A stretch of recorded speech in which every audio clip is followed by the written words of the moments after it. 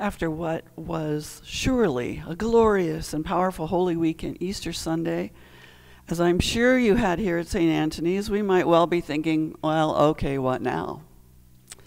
We experienced the powerful presence of the Holy Spirit and God's love as we move from the cross to the grave to resurrection. What more could there possibly be? The world has certainly moved on, right? The candy and eggs and bunnies and dinners are all past, although the rumor had it that there might be hot cross buns at coffee hour. I don't know.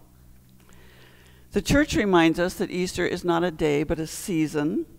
The Paschal candle will burn for 50 days of Easter, which will take us to Pentecost on May 19th. During this time, we'll learn more about the power of God through the appearance stories following the resurrection, and always the Sunday after Easter, we hear the story of Thomas and John's version of Pentecost as Jesus breathed on the disciples. I remember a funny little story that makes me think of this gospel reading. One day in church, the preacher was delivering a children's sermon, and all the kids were gathered around. She decided to hook the children into the story by describing something familiar, which the children would be asked to identify. What is fuzzy and has a long tail? No response.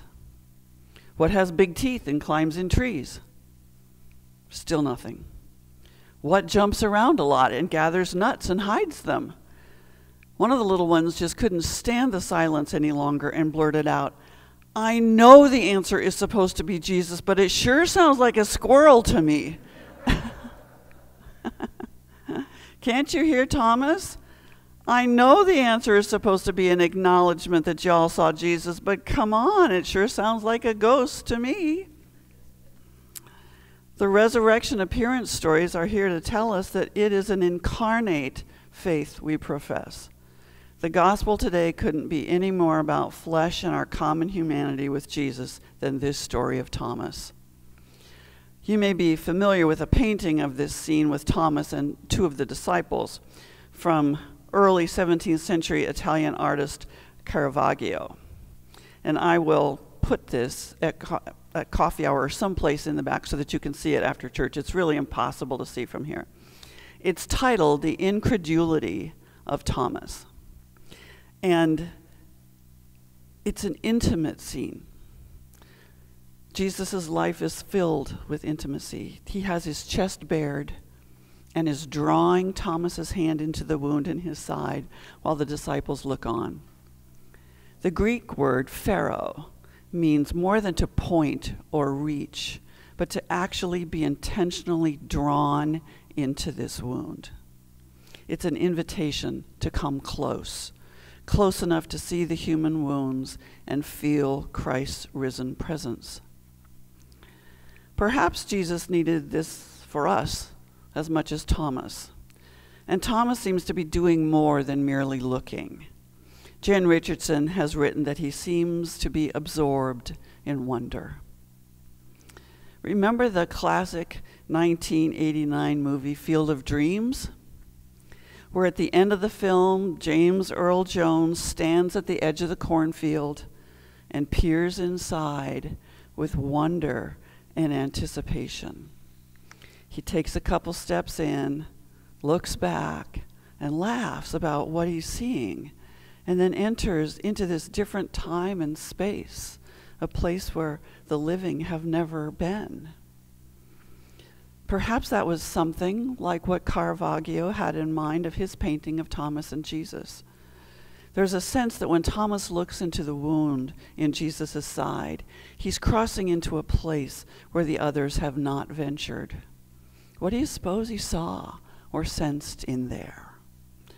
Caravaggio's painting illuminates a point that all the Gospels are intent on making in these post-resurrection stories.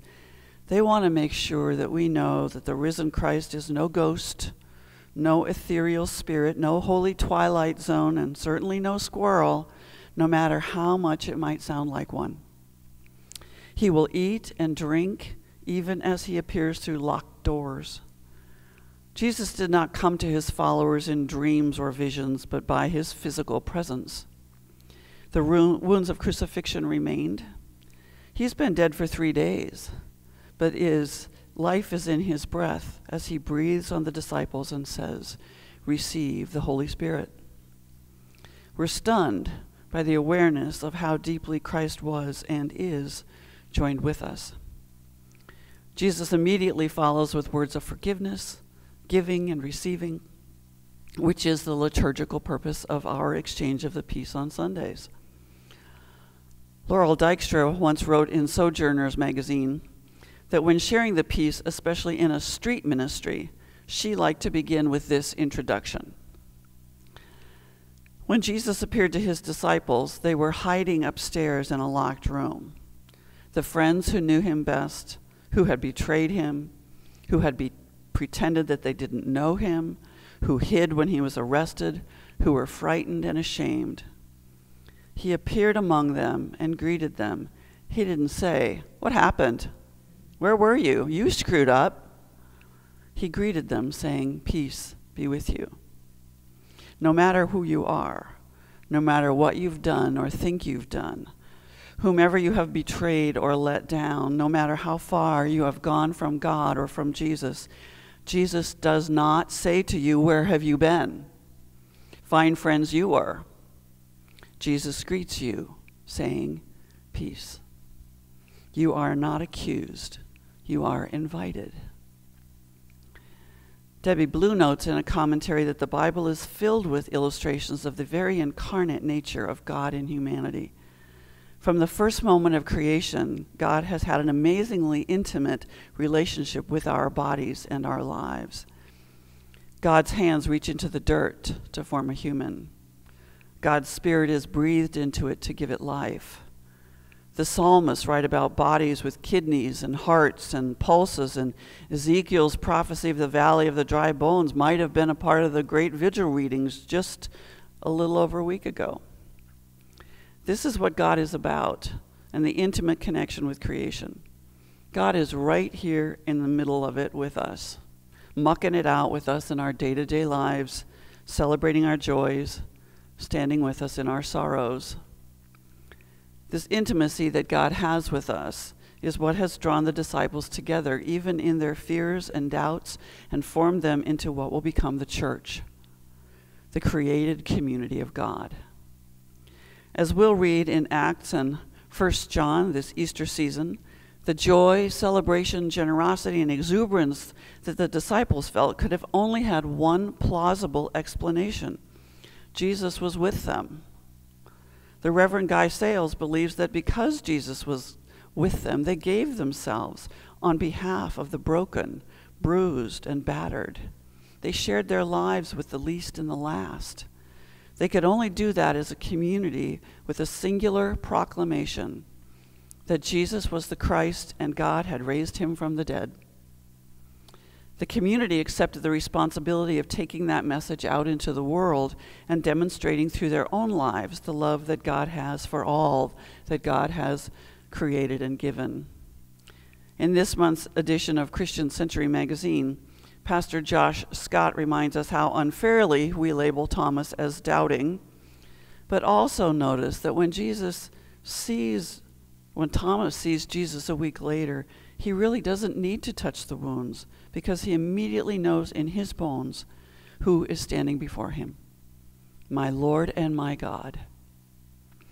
Scott continues to reflect that this encounter with Jesus was a kind of resurrection for Thomas, new hope, new faith, new possibility. It powerfully shaped his life. Legend has it that he spent his remaining years sharing the message of Jesus in India. We're all living on the continuum between doubt and faith, skepticism and belief. Our worst moments and our worst days do not define us. Guilt, shame, and regret never have the last word. As we look around and see the evidence of Jesus still with us and among us, at God's astonishing gift of this earth, the wonder of it can take our breath away. Along with Thomas, Jesus cares for us by drawing us into this wound. Although the church has called Thomas names for his desire for tangible evidence, Jesus reaches for Thomas and says, with us, come and see. Jesus gives his breath and his body to be felt. So the life that God gives us is sustained by what Jesus gives us, life which we experience through all our senses. We see, hear, feel, and taste and smell it all around us. We literally breathe it into our bodies. Christ's wounds were not some kind of prison for him. They're a passage from this world into the next. The astonishing truth of resurrection is that we're not taken just to the edge of the mysterious cornfield by a ghost, but because Thomas asked, we are invited into a new world. Thomas reached for that place where we can all lay our sorrows, our fears, our hopes, and our despair and find them taken straight into the heart of God. The presence of the risen Christ, who joins himself to us, invites us into the mystery and complexity of belief. The answer to the question is Jesus. We are his companions in the Easter story, loved, given power, and sent into the world. Take a look. It's a whole new world in there.